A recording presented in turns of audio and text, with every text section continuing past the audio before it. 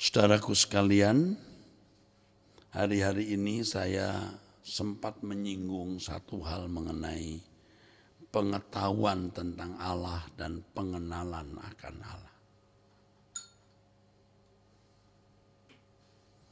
Pengetahuan tentang Allah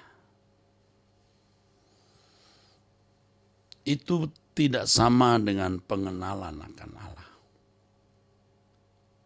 Nah, banyak orang memiliki pengetahuan tentang Allah,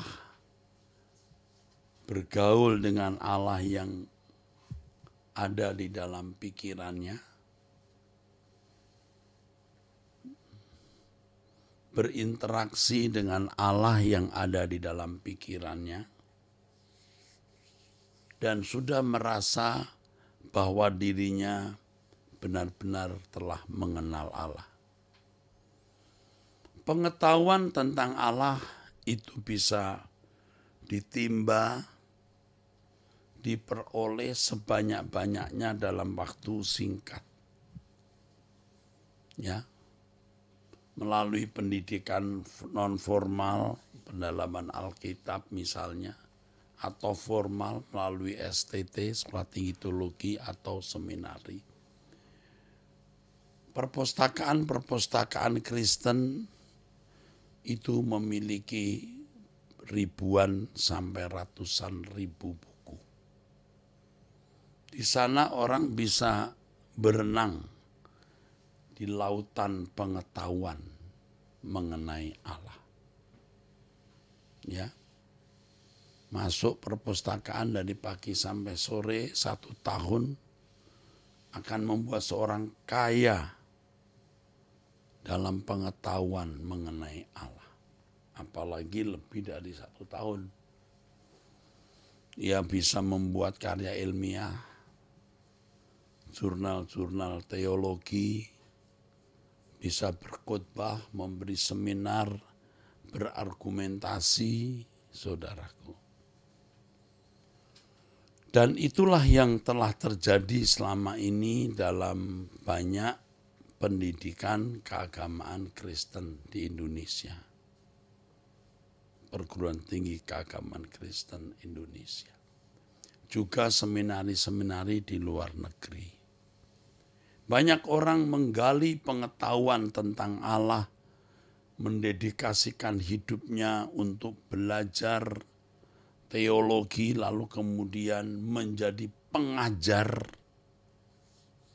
Semua ada di area perpustakaan, ada di area ruang kuliah. Ya, beda dengan pengenalan akan Allah.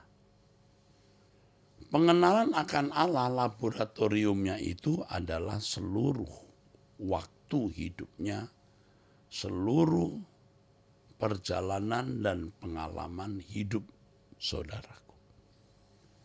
Saya tidak menutup kemungkinan mereka yang belajar teologi di lingkungan tembok perguruan tinggi keagamaan Kristen atau STT atau seminari dan perpustakaan juga bisa mengenal Allah.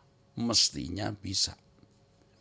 Tetapi sering terkondisi tuntutan kurikulum, tuntutan pendidikan, mereka harus memenuhi tugas-tugas perkuliahan yang semua hanya mengarah atau hampir semua hanya mengarah pada pengetahuan mengenai Allah. Syukur kalau orang sadar bahwa pengetahuan yang dia miliki harus diimplementasikan secara konkret di dalam kehidupan. Saya bicara ini sebagai seorang yang berkecimpung dalam dunia pendidikan itu selama puluhan tahun, bahkan 2/3 umur saya, saudara. Ada di sekolah teologi, ada di sekolah Alkitab. Saya mengerti benar hal ini. Ini bukan analisa, ini pengalaman saya, saudara.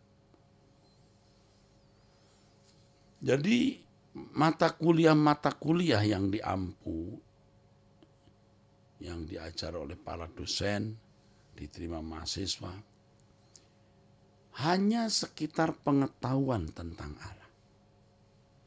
Sedangkan ruangan untuk mengenal Allah itu dianggap bukan sesuatu yang penting. Itu muncul dengan sendirinya atau terkonsep di dalam pikiran.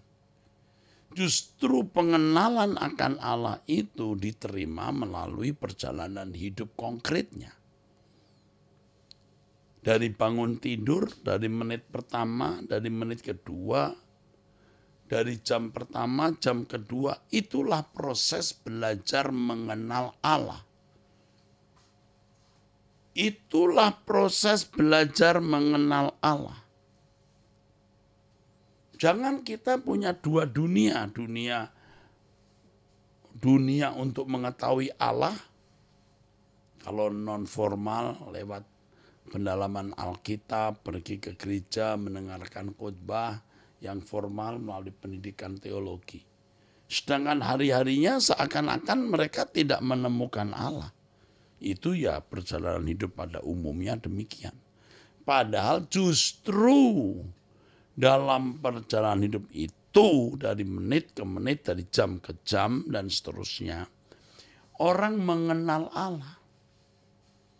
Jadi kalau dalam Roma 8 ayat 28 firman Tuhan mengatakan Allah bekerja dalam segala hal mendatangkan kebaikan bagi orang yang mengasihi Dia. Dalam segala hal tidak ada satu hal pun yang Allah tidak jadikan sarana untuk mengajar kita. Makanya saudaraku, bertuhan dengan beragama itu bisa beda. Orang yang bertuhan pasti beragama. Orang beragama belum tentu bertuhan, saudara. Beragama atributnya ya pergi ke rumah ibadah, menyelenggarakan tata cara liturgi, upacara agama, sembahyang. Ya, ini agama. Melakukan hukum-hukum yang sudah disusun. Kalau bertuhan ini hubungan langsung dengan Tuhan. Makanya benar yang dikatakan Tuhan Yesus, bahwa pada ada saatnya orang tidak menyembah di mana-mana dalam roh dan kebenaran. Artinya sikap menghormati Allah dari menit ke menit, dari jam ke jam. Itulah ibadah. Dan dari ibadah itulah orang menghayati Allah selama 24 jam setiap hari, 7 hari dalam seminggu, 31 hari dalam sebulan, 364 setahun, 70 tahun umur hidupnya. Sepanjang waktu itulah orang mengenal Allah. Jangan sampai kita sibuk dengan ilmu teologi tanpa jelas di mana implementasinya. Hanya dinalar. Ini yang dikatakan menalar Allah. Tapi tidak mengalami Allah. Ini orang-orang yang akhirnya sesat dan ciri-cirinya Anda tahu. Sombong. Memiliki arogansi akademis. Paling suka berdebat. Paling suka menyalahkan orang. Menilai orang. Menyesat-nyesatkan orang. Saya tidak menunjuk manusia mana ya. Ini ciri orang-orang yang merasa puas dengan pengetahuan tentang Allah, tetapi tidak mengalami Allah karena tidak mengenal Allah. Beberapa peristiwa dari muda saya ketemu orang-orang yang belajar teologi, bahkan sudah jadi pendeta. Ketika diminta untuk mengusir seorang yang kerasukan, dia bilang, wah ini bukan bidang kami. Coba, benar bilang, dia menjawab, ini bukan bidang kami. Lalu diberikan bidang siapa? Ini diberikan kelompok gereja tertentu. Atau sampai kemudian dukun yang datang. Nah ini. Akhirnya dukun yang datang. Kalau percaya Allah itu ada, Maha Kuasa katanya, praktekkan. ia belajar mengenai Allah yang Maha Kuasa, ia punya konsep mengenai Allah yang Maha Kuasa, punya pengetahuan mengenai Allah yang Maha Kuasa, implementasikan. Wujudkan dalam tindakan nyata bagaimana Allah yang Maha Kuasa itu. Bicara mengenai Allah yang Maha Hadir, buktikan kehadirannya. Nah, maka saudara, kita melihat banyak orang yang punya pengetahuan tentang Allah, tapi hidupnya khawatir, cemas, ya, mudah minta tolong orang tanpa persetujuan Tuhan. Ya saudara, bengis, kejam, pelit.